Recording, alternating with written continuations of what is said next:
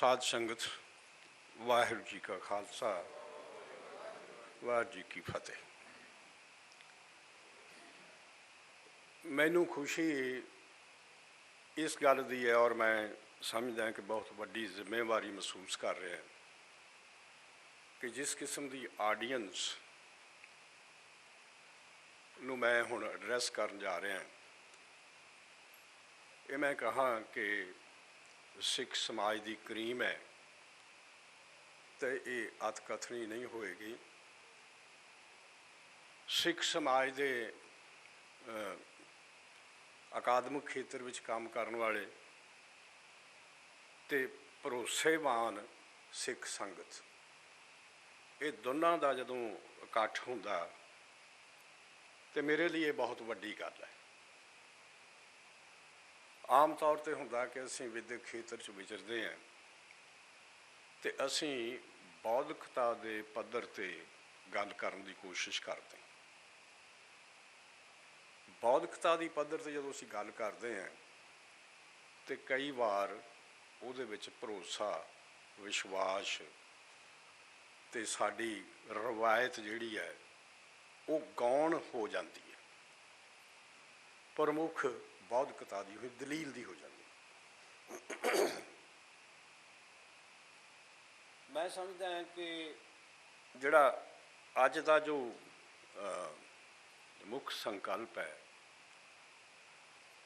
मेरा काम तो बहुत सौखा हो गया। डॉक्टर बलकार सिंह हुणा ने हुक्म संकल्प दियाँ बहुत सारिया परतां जिहड़ियां वो आप ही दे सन्मुख रख दित्तियां ते जे कोई माड़ी मोटी विच टिप्पणी की गल हुंदी है तो वो अनुराग सिंह हुणा ने उन्होंने होर स्पष्ट कर दिता। खेमा करना थोड़ा गला खराब है, यदा जरा जी प्रबंध कर लीए फिर गल कर। मैं खोल लैना जरा एक मिनट। मैं आउंदे ही ये पहला बेनती की थी सिंह नूं, भाई मेरे वास्ते 5-7 आह गोलियां लिया दे तां गल बननी है। गोली मारनी नहीं चाहिए यदा कोई पता नहीं अजकल गोली होर पासे अर्थ लेंदी। खैर आप जी की जो मेरी समझ है, मैं ना बेसिकली चाहे मैं मिशनरी कॉलेज पढ़िया मैं जी, जदों मैं MA कर ली ना जी 1964 का, तो 1964 तो 66 मिशनरी कॉलेज अमृतसर मैं ते बलकार उत्थे इकट्ठे विद्यार्थी सीगे। उदों तो परिवारक पिछोकड़ तो चलो जो है सिक्खी का ते नाल फिर सिख सिद्धांत की समझ जिन्नी क उदों लई प्राप्त हुई। उस तो बाद मैं अपना कार्य खेत्र मेरा बदल गया। मेरा बेसिक डिसिपलिन पोलिटिकल साइंस है तो मैं पोलिटिकल साइंस च ही अध्यापन कार्य करता रहा, खोज भी वो रही है तो मेरा खेत्र अकादमिक खेत्र वो रहा। पर नाल दी नाल ही मैं अपने अकादमिक खेत्र जिहड़ा सी उहदे विच मेरा मुख केंद्र बिंदु वो सिख धर्म, सिख समाज, सिख राज, सिख राजनीति वो मेरे केंद्र बिंदु रहे। तो मैं इस करके गुरबाणी नाल लगातार जुड़िया रहा। इस आधार पर मैं तुहानूं हुण एड्रैस करन दा मैं समझदा कि मेरे कोल कुछ गल कहण योग है जो तुहाडे नाल कर सकदा। हुक्म का जो कॉन्सैप्ट है, मैं समझदा कि जपजी साहब की तुसीं पहली जिहड़ी तुक जिहदे विच हुक्म का जिक्र आउंदा है उहदे विच ही सारियां गल्लां शामिल ते 3 पक्ष उहदे मैनूं जो समझ आए उहदे बारे मैं गल करना चाहांगा। हुक्मी होवण आकार, हुक्म ना कहा जाए। गुरु साहब अनुसार जो मैनू समझ आ रही, जिस तरह बलकार सिंह उन्होंने ईडीएम है, मैं भी यही ईडीएम वरतदा कि जो मैनू समझ आई ये अंतम नहीं हो सकती। वो है कि हुक्म कहा नहीं जा सकता। जे तुसीं कहो कि इस मिस्टरी नूं ਕੰਪਲੀਟਲੀ ਤੁਸੀਂ ਇਸ ਦੀ ਵਿਆਖਿਆ ਕਰ ਦਿਓਗੇ, ਇਹਨੂੰ ਬਿਆਨ ਕਰ ਦਿਓਗੇ, ਤੇ ਗੁਰੂ ਸਾਹਿਬ ਦੀ ਪਹਿਲੀ ਪਰਿਭਾਸ਼ਾ ਵਿੱਚ ਇਹ ਹੈ ਕਿ ਹੁਕਮ ਕਿਹਾ ਨਹੀਂ ਜਾ ਸਕਦਾ, ਇਹਦੀ ਸੰਪੂਰਨ ਵਿਆਖਿਆ ਨਹੀਂ ਹੋ ਸਕਦੀ। ਇਹ ਸਾਡੇ ਵਾਸਤੇ ਹਮੇਸ਼ਾ ਵਾਸਤੇ ਹੀ ਇੱਕ ਮਿਸਟਰੀ ਬਣੀ ਰਹਿਣੀ ਹੈ, ਕਿਉਂਕਿ ਇਹ ਅੰਤਮ ਸੱਚ ਜਿਹੜਾ ਹੈਗਾ, ਅੰਤਮ ਸੱਚ ਕੀ ਹੈ, ਉਹਦੀ ਖੋਜ ਹਮੇਸ਼ਾ ਹੀ ਜਾਰੀ ਰਹਿਣੀ ਜਦੋਂ ਤੱਕ ਕਾਇਨਾਤ ਰਹਿਣੀ। ਦੂਸਰੀ ਗੱਲ ਹੈ ਕਿ ਹੁਕਮ ਨੂੰ ਜੇ ਅਸੀਂ ਕਾਇਨਾਤੀ ਵਿਧਾਨ ਦੇ ਅਰਥਾਂ ਵਿੱਚ ਲੈ ਲਈਏ, ਜਿਸ ਨੂੰ ਅਸੀਂ ਲਾਜ਼ ਆਫ ਨੇਚਰ ਕਹਿ ਦਿੰਦੇ ਹਾਂ, ਅਸੀਂ ਆਮ ਤੌਰ 'ਤੇ ਤੁਸੀਂ ਦੇਖੋ ਜਦੋਂ ਅਸੀਂ ਪੜ੍ਹਿਆਂ ਲਿਖਿਆਂ ਵਿੱਚ ਗੱਲ ਕਰ ਹੁੰਦੀ ਹੈ, ਉਹ ਕਹਿੰਦੇ ਹੁਕਮ ਕੀ ਹੈ ਜੀ, ਹੁਕਮ ਤੇ ਲਾਜ਼ ਆਫ ਨੇਚਰ, ਇਹ ਤੋਂ ਬਿਆਨ ਕੁਛ ਵੀ ਨਹੀਂ ਹੈ। ਮੇਰੀ ਸਮਝ ਅਨੁਸਾਰ ਇਹ ਵੀ ਹੁਕਮ ਦੀ ਸੀਮਿਤ ਵਿਆਖਿਆ ਹੈ, ਇੱਕ ਪਾਸੜ ਵਿਆਖਿਆ। ਹੁਕਮ ਦੇ ਨਾਲ ਜਦੋਂ ਲਫ਼ਜ਼, ਜਿਸ ਤਰ੍ਹਾਂ ਬਲਕਾਰ ਸਿੰਘ ਹੁਣੀ ਗੱਲ ਕਹਿ ਰਹੇ ਸੀ, ਰਜ਼ਾ ਸ਼ਾਮਲ ਹੈ, ਭਾਣਾ ਸ਼ਾਮਲ ਹੈ। ਜਦੋਂ ਰਜ਼ਾ ਤੇ ਭਾਣਾ ਇਹ ਵਿਲ ਹੈ, ਇਹ ਲੌਸ ਤੋਂ ਵੱਖਰੀ ਕਿਸਮ ਦੀ ਇੱਕ ਐਲੀਮੈਂਟ ਹੈ, ਉਹਦੇ ਵਿੱਚ ਸ਼ਾਮਲ ਇੱਛਾ ਸ਼ਕਤੀ ਉਹਦੇ ਵਿੱਚ ਸ਼ਾਮਲ ਹੁੰਦੀ ਹੈ। ਜਦੋਂ ਇੱਛਾ ਸ਼ਕਤੀ ਸ਼ਾਮਲ ਹੁੰਦੀ ਹੈ ਤੇ ਇਹਨੂੰ ਅਸੀਂ ਲਾਜ਼ ਆਫ ਨੇਚਰ ਦੇ ਤੌਰ 'ਤੇ ਨਹੀਂ ਸਮਝ ਸਕਦੇ, ਅਸੀਂ ਇਸ ਨੂੰ ਚੇਤਨ ਸੱਤਾ ਦੇ ਅਰਥਾਂ ਵਿੱਚ ਸਮਝ ਸਕਦੇ। ਉਹ ਸੱਤਾ ਜੋ ਚੇਤਨ ਹੈ, ਸੈਲਫ ਕੌਨਸ਼ੀਅਸ ਬੀਇੰਗ। ਜਿੰਨਾ ਚਿਰ ਅਸੀਂ ਇਸ ਨੂੰ ਲਾਜ਼ ਆਫ ਨੇਚਰ ਤੱਕ ਸੀਮਿਤ ਕਰ ਦਿਆਂਗੇ, ਅਸੀਂ ਇਹਦੇ ਨਾਲ ਜੁੜੇ ਹੋਏ ਜੋ ਸੰਕਲਪ ਹਨ, ਜਿਸ ਤਰ੍ਹਾਂ ਜਪਜੀ ਸਾਹਿਬ ਵਿੱਚ ਹੈ, ਰਜ਼ਾ ਦਾ ਸ਼ਬਦ ਹੈ, ਭਾਣਾ ਦਾ ਸ਼ਬਦ ਹੈ, ਉਹਨਾਂ ਨੂੰ ਅਸੀਂ ਸਮਝ ਨਹੀਂ ਸਕਾਂਗੇ। ਤੀਸਰੀ ਗੱਲ ਜਿਹੜੀ ਇਹਦੇ ਵਿੱਚ ਹੀ ਸ਼ਾਮਲ ਹੈ ਕਿ ਜੋ ਜਪਜੀ ਸਾਹਿਬ ਦੇ ਨੂੰ ਹੀ ਮੈਂ ਆਧਾਰ ਮੰਨ ਕੇ ਗੱਲ ਕਰਨ ਦੀ ਕੋਸ਼ਿਸ਼ ਕਰ ਰਿਹਾ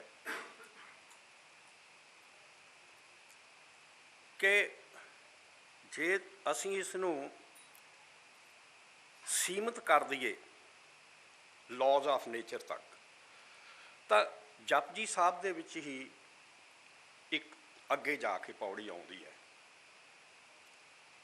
ਏਕਾ ਮਾਈ ਜੁਗਤ ਵਿਆਈ ਤਿੰਨ ਚੇਲੇ ਪਰਵਾਨ। ਇਹ ਹੈ ਨਾ ਸਾਰੀ ਆਪ, ਉਹ ਵੇਖੈ ਉਹਨਾਂ ਨਜ਼ਰ ਨਾ ਆਵੇ। ਭਾਵ ਇਹ ਹੈ ਕਿ ਜਿਹੜੇ ਲਾਜ਼ ਆਫ ਨੇਚਰ ਦੇ ਤਿੰਨੇ ਹੀ ਨਾ ਚੀਜ਼ਾਂ, ਪੈਦਾ ਕਰਨਾ, ਸਸਟੇਨ ਕਰਨਾ, ਖਤਮ ਕਰਨਾ, ਤੇ ਉਹ ਤਿੰਨ ਹੀ ਹੈ ਨਾ ਜਿਨ੍ਹਾਂ ਨੂੰ ਆਪਾਂ ਮੰਨਦੇ ਹਾਂ ਕਿ ਹਿੰਦੂ ਫਲਸਫੇ ਦੇ ਵਿੱਚ, ਹਿੰਦੂ ਮਿਥਾਸ ਦੇ ਵਿੱਚ ਆਪਾਂ ਇਹ ਕਹਿੰਦੇ ਹਾਂ ਕਿ ਇਹ ਤਿੰਨ ਸ਼ਕਤੀਆਂ, ਜਿਨ੍ਹਾਂ ਨੂੰ ਤਿੰਨ ਦੇਵਤਿਆਂ ਦੇ ਰੂਪ ਵਿੱਚ ਉਹਨਾਂ ਨੇ ਬਿਆਨ ਕੀਤਾ ਹੋਇਆ। ਗੁਰੂ ਸਾਹਿਬਾਨ, ਗੁਰੂ ਨਾਨਕ ਸਾਹਿਬ, ਇਹਦੇ ਬਾਰੇ ਉਹਨਾਂ ਦਾ ਵਚਨ ਇਹ ਹੈ ਕਿ ਉਹ ਵੇਖੈ ਉਹਨਾਂ ਨਜ਼ਰ ਨਾ ਆਵੇ। ਇਹ ਤਿੰਨ ਸ਼ਕਤੀਆਂ ਜਿਹੜੀਆਂ ਹੈ ਨਾ, ਇਹਨਾਂ ਦਾ ਜਿਹੜਾ ਸੰਚਾਲਕ ਹੈ, ਜਿਸ ਨੂੰ ਮੈਂ ਚੇਤਨ ਸੱਤਾ ਕਹਿੰਦਾ, ਉਹ ਸੰਚਾਲਕ ਇਹਨਾਂ ਤੋਂ ਉਚੇਰਾ ਪਰੇਰਾ ਹੈ। ਇਹ ਤਿੰਨ ਸ਼ਕਤੀਆਂ ਜਿਹੜੀਆਂ ਨਾ, ਇਹਨਾਂ ਨੂੰ ਪਤਾ, ਪਰ ਇਹਨਾਂ ਸ਼ਕਤੀਆਂ ਨੂੰ ਨਹੀਂ ਪਤਾ ਵੀ ਅੰਤਮ ਸੱਚ ਕੀ ਹੈ। ਜੋ ਸੰਸਾਰ ਨੂੰ ਚਲਾ ਰਹੇ ਹਨ ਉਹ ਤਿੰਨੇ ਹੀ ਸ਼ਕਤੀਆਂ, ਪੈਦਾ ਕਰਨ ਵਾਲਾ, ਸਸਟੇਨ ਕਰਨ ਵਾਲਾ, ਸੰਘਾਰ ਕਰਨ ਵਾਲਾ, ਖਤਮ ਕਰਨ ਵਾਲਾ। ਇਹਨਾਂ ਤੋਂ ਉਚੇਰਾ ਪਰੇਰਾ ਵੱਖਰਾ, ਉਹ ਹੁਕਮ ਦਾ ਕਰਤਾ ਉਹ ਹੈ, ਸਰੋਤ ਉਹ ਹੈ। ਸੋ ਇਹ ਮੈਂ ਇਸ ਕਰਕੇ ਕਹਿ ਰਿਹਾ ਕਿ ਹੁਕਮ ਨੂੰ ਲਾਜ਼ ਆਫ ਨੇਚਰ ਤੱਕ ਸੀਮਿਤ ਨਾ ਕਰੀਏ। ਠੀਕ ਹੈ, ਜਿਹੜੇ ਸਮਝਦੇ ਨੇ ਉਹਨਾਂ ਨੂੰ ਮੁਬਾਰਕ, ਪਰ ਜਦੋਂ ਅਸੀਂ ਗੁਰਬਾਣੀ ਦੇ ਕੰਟੈਕਸਟ ਵਿੱਚ ਗੁਰੂ ਨਾਨਕ ਸਾਹਿਬ ਦੇ ਸ਼ਬਦਾਂ ਅਨੁਸਾਰ ਇਸ ਨੂੰ ਸਮਝਣ ਦੀ ਕੋਸ਼ਿਸ਼ ਕਰਨੀ ਹੈ, ਤੇ ਸਾਨੂੰ ਹੁਕਮ ਨੂੰ ਲਾਜ਼ ਆਫ ਨੇਚਰ ਤੱਕ ਸੀਮਿਤ ਨਹੀਂ ਕਰਨਾ ਚਾਹੀਦਾ। ਮੇਰੀ ਅਰਜ਼ ਸਿਰਫ ਇਹ ਹੈ। ਦੂਸਰਾ ਪੁਆਇੰਟ ਜਿਹੜਾ ਇਹ ਹੈ, ਅੱਜ ਮੈਂ ਕਹਿ ਚੁੱਕਿਆ ਆਲਰੇਡੀ ਕਿ ਹੁਕਮ ਨਾ ਕਿਹਾ ਜਾਏ ਇਹਦੇ ਵਿੱਚ ਸ਼ਾਮਲ ਹੈ। ਇਹਦੇ ਬਾਰੇ ਵੀ ਤੁਸੀਂ ਦੇਖੋ ਕਿ ਹੁਕਮ ਕਿਹਾ ਨਹੀਂ ਜਾ ਸਕਦਾ। ਇਹਦੇ ਬਾਰੇ ਗੁਰਬਾਣੀ ਵਿੱਚ ਕੀ ਕਿਹਾ ਹੋਇਆ? ਗਿਆਨੀ ਧਿਆਨੀ ਗੁਰ ਗੁਰ ਹਾਈ, ਕਹਿਣ ਨਾ ਜਾਈ ਤੇਰੀ ਤਿਲ ਵਡਿਆਈ। ਯਾਨੀ ਕਿ ਸਾਡੇ ਇਹਦੋਂ ਤੋਂ ਵੱਡਾ ਕੋਈ ਨਹੀਂ, ਗੁਰ ਗੁਰ ਹਾਈ। ਇਹਦੋਂ ਉੱਪਰ ਤਾਂ ਸਾਡੇ ਕੋਲ ਕੋਈ ਸ਼ਕਤੀ ਨਹੀਂ ਹੈ ਨਾ ਜੀ, ਕੋਈ ਸਾਡੇ ਕੋਲ ਪਰਸਨੈਲਿਟੀ ਨਹੀਂ ਹੈ। ਗਿਆਨੀ ਧਿਆਨੀ ਗੁਰ ਗੁਰ ਹਾਈ, ਇਹ ਸਾਰੇ ਹੀ ਕਹਿਣ ਨਾ ਜਾਈ ਤੇਰੀ ਤਿਲ ਵਡਿਆਈ, ਸੀਮਾ। ਸੋ ਇਹਦਾ ਮਤਲਬ ਕਹਿਣ ਤੋਂ ਇਹ ਹੈ ਕਿ ਇਹ ਹੁਕਮ ਬਾਰੇ ਅੰਤਮ ਗੱਲ ਕਹਿ ਲੈਣੀ ਇਹ ਸ਼ਬਦਾਂ ਵਿੱਚ ਸੰਭਵ ਨਹੀਂ ਹੈ। ਇਹ ਅਭਿਆਸ ਦਾ ਮਸਲਾ ਹੈ। ਇਹ ਅੰਤਰ ਜਿਸ ਨੂੰ ਕਹੀਏ ਕਿ ਇੱਕ ਪ੍ਰਕਿਰਿਆ ਹੈਗੀ ਹੈ ਜਿਹਦੇ ਨਾਲ ਕੁਝ ਸੋਝੀ ਹੋ ਜਾਂਦੀ ਹੈ। ਜੇ ਹੋ ਜਾਏ ਤਾਂ ਫਿਰ ਵੀ ਨਹੀਂ ਕਹੀ ਜਾ ਸਕਦੀ, ਉਹ ਬਿਆਨ ਫਿਰ ਵੀ ਨਹੀਂ ਕੀਤੀ ਜਾ ਸਕਦੀ। ਸੋ ਹੁਕਮ ਦੇ ਇਹ ਦੋ ਪੱਖ ਪਹਿਲੇ। ਤੀਸਰੀ ਗੱਲ, ਜਿਸ ਤਰ੍ਹਾਂ ਬਲਕਾਰ ਸਿੰਘ ਹੁਣੀ ਕਹਿ ਰਹੇ ਸੀ, ਹੁਕਮ ਹੈ ਜੇ ਮੰਨੈ ਤਾਂ ਹਉਮੈ ਕਹਿ ਨਾ ਕੋਈ। ਹੁਣ ਗੱਲ ਇਹ ਹੈ ਵੀ ਜਿਹੜਾ ਹੁਕਮ ਨੂੰ ਮੰਨ ਲੈਂਦਾ ਉਹਨੂੰ ਆਪਣੀਆਂ ਸੀਮਾਵਾਂ ਦਾ ਪਤਾ ਲੱਗ ਜਾਂਦਾ ਕਿ ਮੇਰੀ ਹੋਂਦ ਉਹ ਸੀਮਤ ਹੈ, ਮੇਰੀ ਪਹੁੰਚ, ਮੇਰੀ ਬੁੱਧੀ, ਮੇਰੀ ਉਡਾਰੀ ਉਹ ਸੀਮਤ ਹੈ। ਇਹ ਅਹਿਸਾਸ ਹੋ ਜਾਣਾ ਹੀ ਹਉਮੈ ਦੀ ਸੀਮਾ ਦਾ ਅਹਿਸਾਸ ਹੋਣਾ। ਮਸਲਨ ਇਹ ਹੈ ਕਿ ਅਸੀਂ ਆਮ ਤੌਰ 'ਤੇ ਸਾਡੀ ਬੌਧਿਕਤਾ ਜਿਹਦੇ ਵਿੱਚ ਅਸੀਂ ਸਮਝਦੇ ਹਾਂ ਕਿ ਵਿਗਿਆਨ ਸਾਡਾ, ਉਹਦਾ ਸਿਰਮੌਰ ਗੱਲ ਵਿਗਿਆਨਕ ਪਹੁੰਚ ਹੈ। ਵਿਗਿਆਨ ਦੀਆਂ ਲੱਭਤਾਂ ਬੜੀਆਂ ਮਾਣਯੋਗ ਹਨ ਔਰ ਕਈ ਭੇਦ ਖੋਲ੍ਹਦੀਆਂ, ਕਈ ਸਾਡੀਆਂ ਸਮੱਸਿਆਵਾਂ ਦਾ ਹੱਲ ਕਰਦੀਆਂ, ਬੌਧਿਕ ਸਮੱਸਿਆਵਾਂ ਦਾ ਵੀ ਹੱਲ ਕਰਦੀਆਂ, ਸਰੀਰਕ ਤੇ ਕਰਦੀਆਂ ਹੀ, ਮਟੀਰੀਅਲ ਸਮੱਸਿਆਵਾਂ ਦਾ ਹੱਲ ਤੇ ਕਰਦੀਆਂ ਹੀ ਕਰਦੀਆਂ। ਪਰ ਕਈ ਬੌਧਿਕ ਗੁੰਝਲਾਂ ਖੋਲ੍ਹਣ ਵਿੱਚ ਵੀ ਬਹੁਤ ਸਹਾਈ ਹੈ ਵਿਗਿਆਨ। ਪਰ ਇਸ ਸਭ ਕਾਸੇ ਦੇ ਬਾਵਜੂਦ ਜਿਸ ਹੁਕਮ ਦੀ ਗੱਲ ਔਰ ਜਿਸ ਹੁਕਮੀ ਦੀ ਗੱਲ ਗੁਰਬਾਣੀ ਵਿੱਚ ਕੀਤੀ ਜਾ ਰਹੀ ਹੈ, ਜਦੋਂ ਉਹਦੇ ਪਰਥਾਏ ਅਸੀਂ ਗੁਰਮਤਿ ਸਿਧਾਂਤ ਨੂੰ ਸਮਝਣ ਦੀ ਕੋਸ਼ਿਸ਼ ਕਰਦੇ ਹਾਂ ਅਤੇ ਮੈਨੂੰ ਲੱਗਦਾ ਹੈ ਕਿ ਇੱਕੋ ਇੱਕ ਰੈਫਰੈਂਟ ਜਿਹੜਾ ਮੈਂ ਸਮਝਦਾ ਕਿ ਗੁਰਬਾਣੀ ਵਿੱਚੋਂ ਉਹਦੇ ਪਰਥਾਏ ਕਈ ਕਿਸਮ ਦੀਆਂ ਸ਼ਬਦ ਸਾਡੇ ਸ਼ਾਮਲ ਕੀਤੇ ਹੋਏ ਹੈ, ਜਿਹਦੇ ਨਾਲ ਕਈ ਪਰਤਾਂ, ਉਹ ਵੱਖ-ਵੱਖ ਪਰਤਾਂ ਉਹਦੀਆਂ ਸਾਹਮਣੇ ਨਜ਼ਰ ਆਉਂਦੀਆਂ। ਮੈਂ ਸਮਝਦਾ ਕਿ ਮਸਲਨ ਇਹ ਹੈ ਕਿ ਜਦੋਂ ਅਸੀਂ ਕਹਿੰਦੇ ਹਾਂ ਵੀ ਅਸੀਂ ਹੁਕਮ ਦੇ ਰਾਹ 'ਤੇ ਚੱਲਣਾ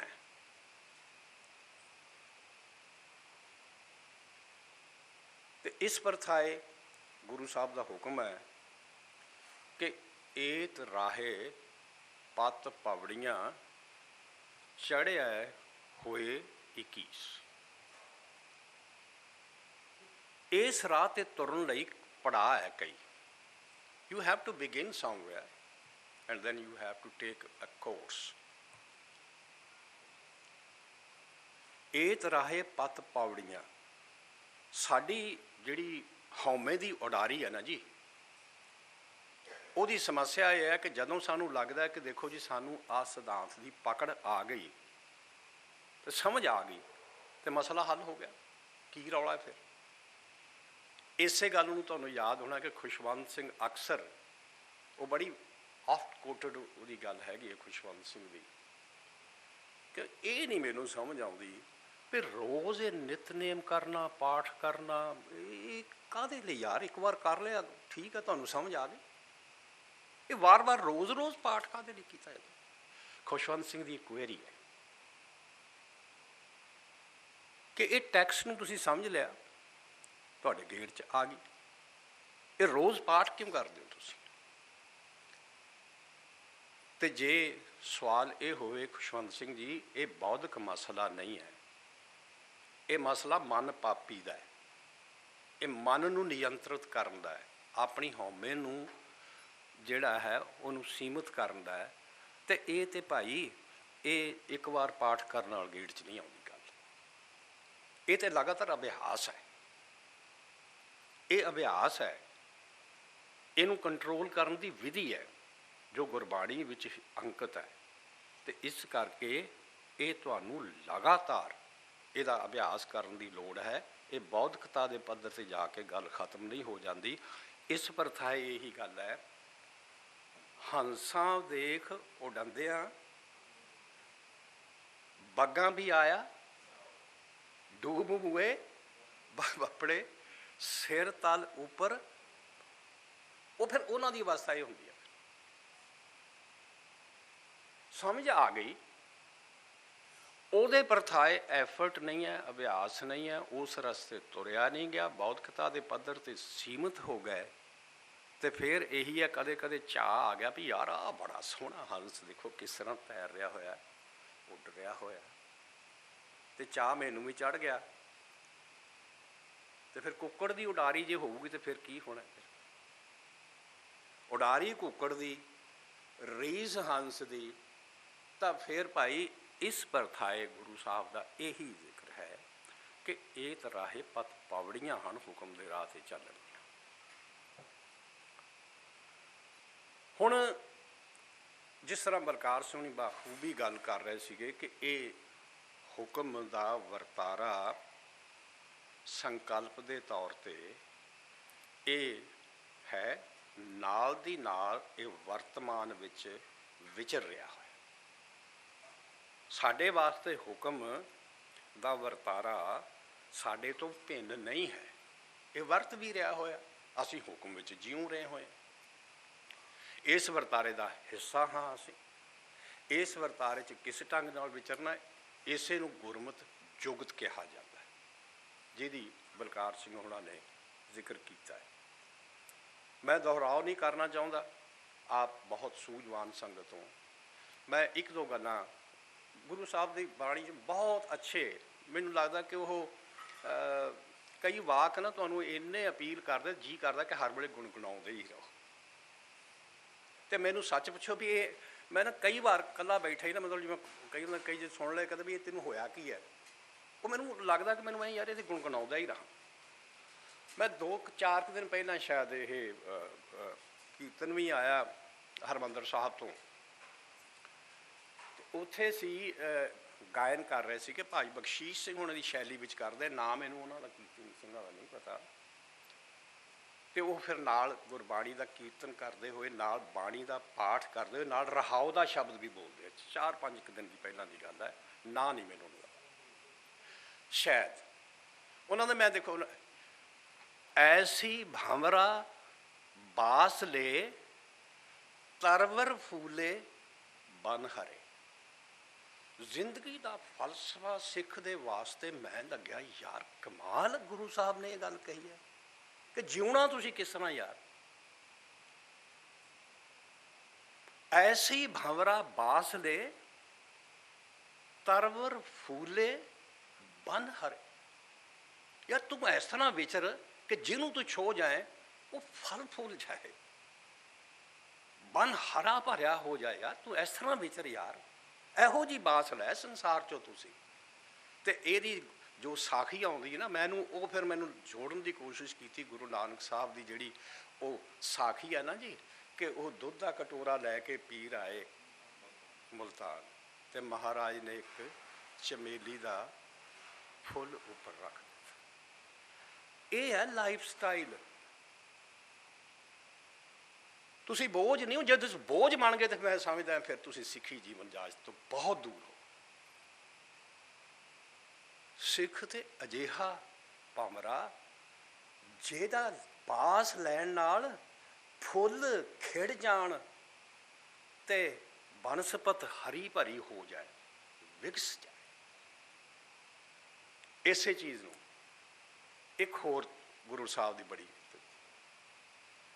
ਬਾਰ ਬੇਡਾਨੜੇ ਹੁਮਸ ਧੁੰਮਸ ਕੂਕਾਂ ਪਈਆਂ ਰਾਹੀਂ ਤੈ ਸਹਿ ਸੇਤੀ ਲਗੜੀ ਡੋਰੀ ਨਾਨਕ ਆਨੰਦ ਸੇਤੀ ਬਨ ਗਾਹੀ। ਯਾਰ ਕਮਾਲ ਦੀ ਗੱਲ ਹੈ ਯਾਰ। ਆ ਦੁਨੀਆ ਕੂਕਾਂ ਪੈਂਦੀਆਂ ਦੁਨੀਆ ਦੇ ਵਿੱਚ। ਤੁਸੀਂ ਜਿਹੜੇ ਬਲਕਾਰ ਸਿੰਘ ਨੂੰ ਜ਼ਿਕਰ ਕਰ ਰਹੇ ਸੀ ਨਾ ਵੀ ਕਲਯੁੱਗ ਵਰਤਿਆ ਜੀ, ਕਲਯੁੱਗ ਵਰਤਿਆ ਹੋਇਆ। ਕਲਯੁੱਗ ਆਹੀ ਹੈ ਨਾ ਜੀ। ਬਾਹਰ ਬੇਨਾਨੜੇ ਹੁਮਸ ਧੁੰਮਸ, ਕੂਕਾਂ ਪਈਆਂ, ਲੋਕ ਰੋ ਰਹੇ, ਕੁਰਲਾ ਰਹੇ, ਹਾਏ ਹਾਏ ਹਾਏ ਹਾਏ। ਤੇ ਉਹਦੇ ਵਿੱਚ ਕੀ ਹੈ ਮਹਾਰਾਜ?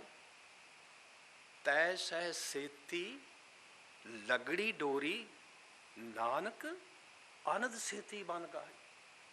ਤੂੰ ਐਸੇ ਖੇੜੇ ਭਰਿਆ ਜੀਵਨ ਤੇਰਾ ਹੈਗਾ ਯਾਰ, ਆਨੰਦ ਨਾਲ ਤੂੰ ਜਿਉਂ ਰਿਹਾ ਹੈ। ਤੇ ਦੁਨੀਆ ਦੇਖ ਆਸ਼ਸ਼ ਕਰ ਉੱਠਦੀ ਕਿ ਇਹ ਗੁਰੂ ਦਾ ਸਿੱਖ ਹੈ।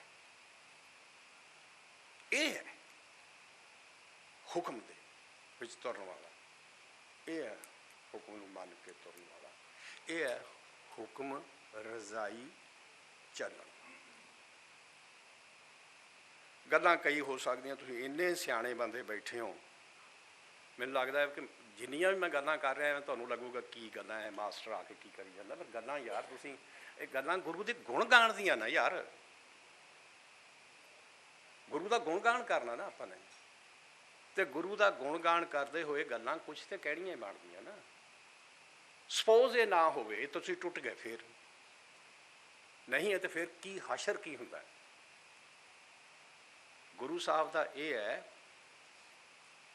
ਜੇ ਨਹੀਂ ਹੈ ਨਾ ਫਿਰ ਤੇ ਫਿਰ ਕੀ ਹੈ? ਦੋ ਤੁਕਾਂ ਜਿਹੜੀਆਂ ਮੈਂ ਨੋਟ ਕੀਤੀਆਂ ਇਸ ਵਰਥਾਏ, ਉਹ ਹੈ ਵਿਣ ਨਾਵੈ ਜਗ ਕਮਲਾ ਫਿਰੈ, ਗੁਰਮੁਖ ਨਦਰੀ ਆਇਆ। ਤੁਸੀਂ ਟੁੱਟ ਜਾਓ ਇਹਦੇ ਨਾਲੋਂ, ਹੁਕਮ ਨਾਲੋਂ ਟੁੱਟ ਜਾਓ, ਰਜ਼ਾ ਨਾਲੋਂ ਟੁੱਟ ਜਾਓ। ਤੁਹਾਨੂੰ ਕੁਛ ਪਤਾ ਨਹੀਂ ਲੱਗਣਾ ਕਿ ਮੈਂ ਟੁੱਟਿਆ ਹੋਇਆ ਕਿ ਨਹੀਂ ਹੋਇਆ। ਮੈਨੂੰ ਵੀ ਨਹੀਂ ਕੁਛ ਪਤਾ ਲੱਗਣਾ। ਜਿਹੜਾ ਬੰਦਾ ਮਨਮੁਖ ਹੈ, ਜਿਹੜਾ ਆਪਣੇ ਮਨ ਨਾਲ ਜੁੜਿਆ ਹੋਇਆ, ਜਿਹੜੇ ਗੁਰਬਾਣੀ ਤੋਂ ਵਿਛੁੰਨਿਆ ਹੋਇਆ, ਟੁੱਟਿਆ ਹੋਇਆ, ਉਹਨੂੰ ਤਾਂ ਪਤਾ ਹੀ ਨਹੀਂ ਲੱਗਦਾ ਕਿ ਮੈਂ ਸੜ ਭੁੱਜ ਰਿਹਾ ਹੋਇਆ। ਇਹ ਪਤਾ ਹੀ ਉਦੋਂ ਲੱਗਣਾ, ਅਹਿਸਾਸ ਹੀ ਉਦੋਂ ਹੋਣਾ ਜਦੋਂ ਗੁਰੂ ਦੇ ਲੜ ਲੱਗ ਜਾਣਾ। ਕੋਈ ਯਾਰ ਮੈਂ ਤਾਂ ਸੜ ਰਿਹਾ ਯਾਰ, ਮੇਰੇ ਤਾਂ ਅੱਗ ਲੱਗੀ ਸਾਰੇ ਪਾਸੇ ਤੇ ਮੈਨੂੰ ਪਤਾ ਹੀ ਨਹੀਂ ਹੈ। ਇਹ ਜਗ ਜਲਤਾ ਨਜ਼ਰੀ ਆਇਆ, ਗੁਰ ਕੈ ਸਹਿਜ ਸੁਭਾਏ। ਉਦੋਂ ਪਤਾ ਲੱਗਣਾ ਹੈ ਕਿ ਤੇ ਯਾਰ ਅੱਗ ਲੱਗੀ ਹੋਈ ਹੈ ਤੇ ਉਹਦਾ ਕੋਈ ਬੰਨ ਨੂੰ ਬੰਨ ਲਈਏ, ਅਦਰਵਾਈਜ਼ ਪਤਾ ਹੀ ਨਹੀਂ ਲੱਗਣਾ। ਤੇ ਗੁਰੂ ਸਾਹਿਬ ਦਾ ਇਹੀ ਹੁਕਮ ਹੈ ਕਿ ਹੁਕਮ ਦੇ ਸੋਝੀ ਤੁਹਾਨੂੰ ਤਾਂ ਹੀ ਆਉਣੀ ਹੈ। ਤੇ ਸਾਧਨ ਸਾਨੂੰ ਤੇ ਗੁਰੂ ਮਹਾਰਾਜ ਦੀ ਬੜੀ ਬਖਸ਼ਿਸ਼ ਹੈ, ਸ਼ਬਦ ਬਖਸ਼ਿਸ਼। ਸ਼ਬਦ ਦੇ ਰੂਪ 'ਚ ਮੈਂ ਸਮਝਦਾ ਕਿ ਇਦੋਂ ਵੱਡੀ ਅਮੀਰੀ ਕਿਸੇ ਵੀ ਮਨੁੱਖ ਇਕਾਈ ਦੀ ਕੀ ਹੋ ਸਕਦੀ ਹੈ ਕਿ ਗਿਆਨ ਦਾ ਸਰੋਤ ਭੰਡਾਰ ਤੁਹਾਡੇ ਕੋਲ ਫ੍ਰੀ ਤੁਹਾਨੂੰ ਦਿੱਤਾ ਹੈ। ਕੋਈ ਮੁੱਲ ਨਹੀਂ ਯਾਰ, ਇਹਦਾ ਮੁੱਲ ਹੀ ਕੁਛ ਨਹੀਂ। ਜਿਹੜਾ ਮਰਜ਼ੀ ਲੈ ਜਾਏ, ਤੁਹਾਡੇ ਸਾਹਮਣੇ ਪਿਆ ਹੋਇਆ, ਤੇ ਨਹੀਂ ਲੈਣਾ ਤੇ ਫਿਰ ਨਾ ਲਓ, ਬਦਕਿਸਮਤੀ ਤੁਹਾਡੀ। ਇਹਨਾਂ ਸ਼ਬਦਾਂ ਨਾਲ ਖਿਮਾ। ਵਾਹਿਗੁਰੂ ਜੀ ਕਾ ਖਾਲਸਾ, ਵਾਹਿਗੁਰੂ ਜੀ ਕੀ ਫਤਿਹ।